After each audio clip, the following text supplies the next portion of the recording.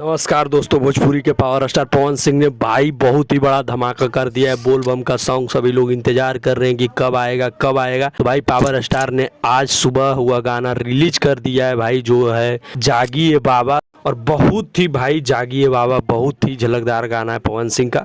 और इससे भाई पावर स्टार पवन सिंह का पावर भी आप लोग देख सकते हो भाई, कि जो चैनल मतलब एक तरीके से कह सकते हैं कि डेड हो चुका था। जेपी क्या नाम है, JP star picture Bhojpuri channel का नाम है भाई, जो कि बहुत ही डेड हो चुका था।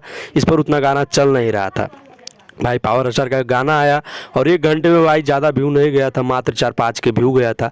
लेकिन अब 1 घंटे के बाद भाई इतना धमाका कर रहा है ये गाना, मतलब अब तो तुरंत आप 1 मिनट के बाद देखिएगा तो 100 के 200 के व्यू ऐसे करके पार हो रहा है।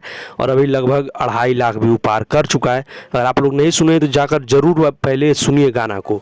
बाकी भाई यह गाना बहुत ही ज़्यादा खतरनाक है, आप लोग जाकर सुनिए और भाई इसको ट्रेंडिंग में ले जाने का प्रयास कीजिए।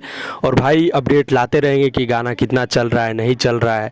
बाकी अगर आप लोग हमारे चैनल पर नए हो तो चैनल को सब्सक्राइब कर सकते हो।